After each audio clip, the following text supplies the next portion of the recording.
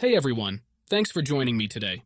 I'm super excited to share with you a brand new method for getting unlimited Chrono Crystals in Dragon Ball Legends. Whether you're a new player or a seasoned veteran, this trick is going to take your game to the next level. I've already used this method myself, so let me open up the game and show you that it really works. As you can see, I have an insane amount of Chrono Crystals. It's absolutely amazing to have so many resources. The best part about this method is that it's very easy and straightforward. You don't need any special skills to do this. No jailbreaking, no complicated steps. Just a simple process that anyone can follow. Imagine all the characters and items you can unlock with unlimited Chrono Crystals.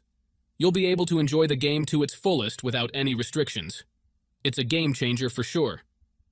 Alright guys, if you're ready, let's dive into the tutorial and start boosting your Chrono Crystals in Dragon Ball Legends. Before you can use this method, there are some settings you need to change. These settings apply only for iOS devices. If you are on an Android device, you can skip this part and move on to the next step. First of all, you need to make sure that your Dragon Ball Legends game is updated to the latest version. To check that, simply go to the App Store and see if there is any update available for the game. If there is, download and install it right away. If not, then you are good to go. Next thing you need to do is go to your settings and make sure that your battery saver mode is turned off. This mode can interfere with the mod menu and prevent it from working properly. So, make sure that your battery saver mode is off before proceeding further. What you need to do next is open up your internet browser, in my case it will be Safari, and go to the website called lucidapk.com.